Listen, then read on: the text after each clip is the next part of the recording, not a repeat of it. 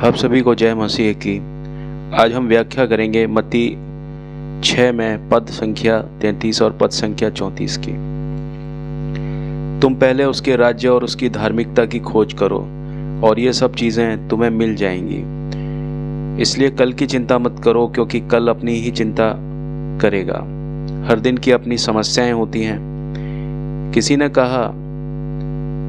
कहा है कि लोग अपने जीवन को दो चोरों के बीच में क्रूस पर लटका कर जीते हैं, बीते कल के पछतावे और आने वाले कल की चिंताओं के बीच।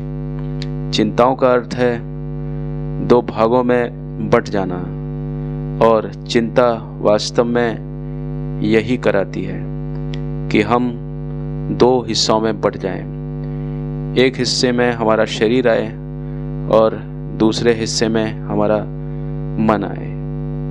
इसका जो रिज़ल्ट होता है वो ये होता है कि हम बहुत ज़्यादा टेंशन में जीने लग जाते हैं और हम रात को सो ही नहीं पाते या ठीक से नहीं सो पाते, और दिन में आनंद नहीं ले पाते किसी भी उस चीज़ का जो हम करते हैं या करना चाहते हैं। चिंता हमें हमारे ही खिलाफ काम करने पर मजबूर कर देती है और हमारे परमेश्वर के साथ संगति में बाधा डालती है। कभी कभी हम सोचते हैं कि काश हम रात को 8 से 9 बजे तक के बीच चिंता कर सकते, फिर उस चिंता को बंद करके रात में अच्छी नींद ले सकते। पर हम चिंता को अपने मन से दूर नहीं कर पाते। चिंता एक अनकंट्रोल्ड एक ब्लिप है, एक छोटा सा चिन्ह है जो बिना किसी इजाजत के कहीं भी आता जाता रहता है हमारी जिंदगी में। हम चिंता के और टेंशन के शिकार हो जाते हैं और इसे अपने मन में बिन बुलाए मेहमान की तरह आने से रोक नहीं पाते हैं। अपने शिष्यों से बात करते समय जीसस क्राइस्ट ने हमें 3 कारण बताए कि हमें चिंता क्यों नहीं करनी चाहिए। पहला कारण उन्होंने बताया कि हमें चिंता इसलिए नहीं करनी चाहिए क्योंकि हम कौन हैं। आकाश में पक्षियों को देखो, वे ना तो बोते हैं, ना काटते हैं और ना ही खलिहानों में जमा करते हैं, फिर भी तुम्हारा स्वर्गीय पिता उन्हें खिलाता है। क्या तुम उनसे बहुत अधिक मूल्यवान नहीं हो? मत्ती 6 में पद संख्या 26। यदि परमेश्वर पक्षियों की देखभाल करता है तो क्या वह हमारी देखभाल नहीं करेगा? यीशु का मुख्य बिंदु यह है कि जब हम चिंता करते हैं तो हम अपने मूल्य को कम कर देते हैं। दूसरा कारण हमें चिंता क्यों नहीं करनी चाहिए, क्योंकि यह बेकार है। क्या तुम में से कोई चिंता करके अपनी आयु में, अपनी उम्र में 1 घंटा भी एक्स्ट्रा जोड़ सकता है? पद संख्या 27 कि चिंता उसी तरह से है जैसे ब्रेक और एक्सेलरेटर, ब्रेक और स्पीड दोनों को एक साथ दे देना। यह तब सार्थक होता है अगर चिंता करने से हमारी उम्र बढ़ जाती, पर सच तो यह है कि चिंता करने से हमारी उम्र सिर्फ घट सकती है। चिंता कुछ भी बढ़ाती नहीं, चिंता कुछ भी बदलती नहीं। तीसरा कारण, हमें अपनी गवाही के कारण चिंता नहीं करनी चाहिए, क्योंकि अन्य जाति जो कि जीसस को नहीं मानते इन सब बातों के पीछे दौड़ते हैं, और तुम्हारा स्वर्गीय पिता जानता है कि तुम्हें उनकी आवश्यकता है। पद संख्या 32। तो जब हम चिंता करते हैं तो हम उन लोगों की तरह व्यवहार करते हैं जो परमेश्वर को नहीं जानते। मान लीजिए 2 लोगों को कोई खतरनाक बीमारी है जो कि फेटल यानी घातक है, जैसे कि कैंसर। तो जो एक मसीही आदमी है और दूसरा मान लीजिए मसीही नहीं है, एक का जीसस पर विश्वास है, दूसरे का जीसस पर विश्वास नहीं है, तो यह कितना दुखद होगा कि यदि मसीही व्यक्ति भी उसी प्रकार यह समाचार को, इस बात को स्वीकारे जैसे कि जो व्यक्ति जीसस को नहीं मानता वो भी स्वीकारें। लेकिन चिंता को कैसे दूर करें? इस कहानी में 3 शब्द हमारी मदद करेंगे। पहला शब्द है पिता।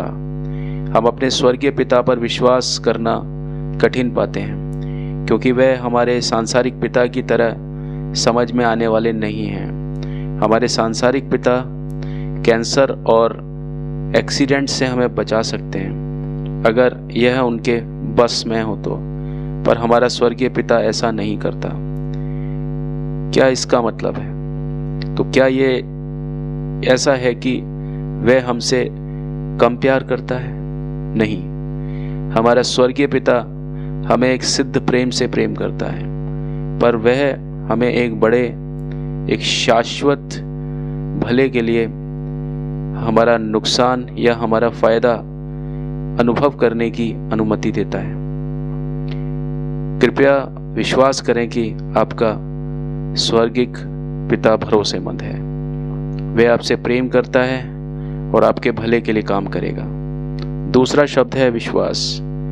तुम्हारा और हमारा विश्वास इतना कम क्यों है? यीशु ने कहा, हमारा विश्वास विकसित होना चाहिए। हमें यह मानना चाहिए कि परमेश्वर न केवल शक्तिशाली है बल्कि अच्छा भी है। विश्वास परमेश्वर की प्रतिज्ञाओं की समझ के माध्यम से बनाया जाता है। और तीसरा शब्द है पहले उसके राज्य और उसकी धार्मिकता की खोज करो और ये सब चीजें तुम्हें मिल जाएंगी। पद संख्या 33। चिंता हमें उन चीजों की याद दिलाती है जिन्हें हमने परमेश्वर को अब तक नहीं सौंपा है, या हम ये कह सकते हैं कि हमारी चिंताएं उन चीज़ों की ओर संकेत करती हैं जिन्हें हमने परमेश्वर से ऊपर रखा है। अपने आप को अपने स्वर्गीय पिता को सौंपकर हम जीवन की घटनाओं के कारण 2 भागों में नहीं बंटते हैं। ये घटनाएं अब हमारे हाथों से उनके हाथों में स्थानांतरित ट्रांसफ़र हो चुकी हैं और इससे हमें बहुत ज़्यादा सेटिस्फैक्शन, संतोष मिलता है। यदि आप किसी संकट जैसे कोई घातक बीमारी से जूझ रहे हैं तो हमें 2 सत्य बात के बारे में आश्वस्त होना चाहिए, 2 फैक्ट के बारे में आश्वस्त होना चाहिए। पहला कि सभी मामले परमेश्वर के हाथों में हैं। दूसरा, परमेश्वर अच्छा है और भरोसेमंद है। एक मसीही के रूप में हमें अपनी सारी चिंताओं को अपने कंधों से हटाकर परमेश्वर के पास में ट्रांसफ़र करना चाहिए। यह ट्रांसफ़र सचेत रूप से प्रतिदिन किया जाना चाहिए। अपनी सारी चिंताएं उस पर डाल दो, क्योंकि वह तुम्हारी परवाह करता है। 1 पतरस में 5 का पद संख्या 7।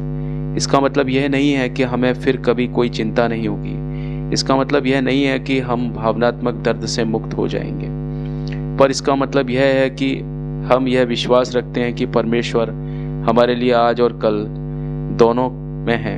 इसका मतलब यह है कि हम विश्वास और आशा के साथ जी सकते हैं। मान लीजिए आप एक जहाज में हैं और आपने जो उड़ान जो करते हैं, जो पायलट हैं, उनसे कहा है कि जहाज की जांच करो क्योंकि हम सो नहीं पा रहे हैं।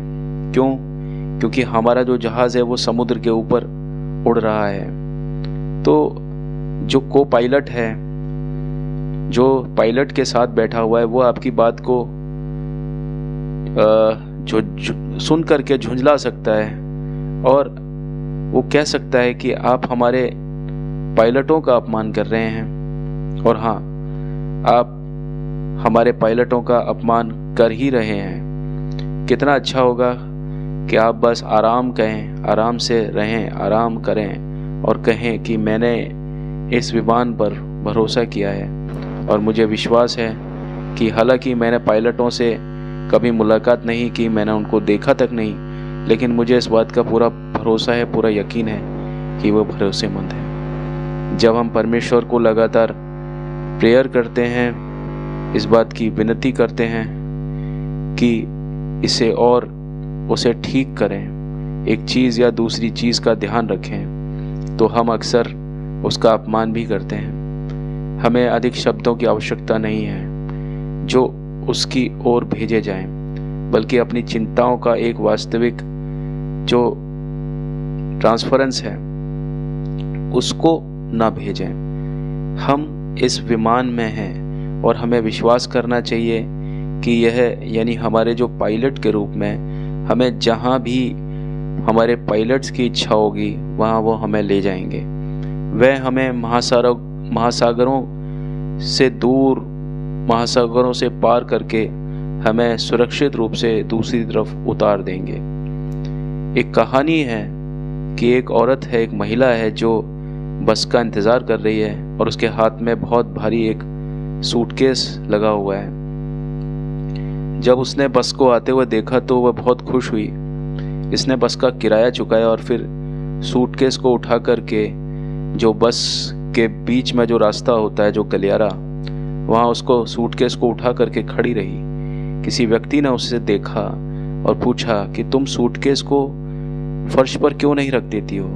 जिस पर उस औरत ने यह जवाब दिया कि मैं बहुत ज़्यादा आभारी हूँ कि यह बस मुझे ले जा रही है। मैं यह उम्मीद नहीं कर सकती कि यह मेरा सूटकेस भी ले जाए। यदि आप एक मसीही हैं तो आप इस बस में हैं।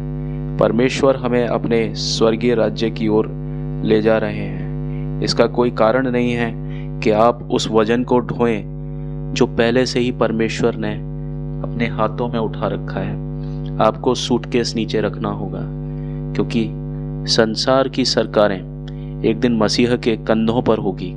इसलिए वह निश्चित रूप से उस समय को भी सहन कर सकते हैं जब हमारी चिंताएं उनके अन्य कर्तव्यों में जोड़ दी जाएं। और अगर चिंता फिर से लौट आए, हमें उन विचारों को अस्वीकार करना है और बार बार स्वीकार करना है कि हम परमेश्वर के हाथों में हैं। हम जानते हैं कि परमेश्वर की नज़र गौरैया पर है और निश्चित रूप से वह हम पर भी है।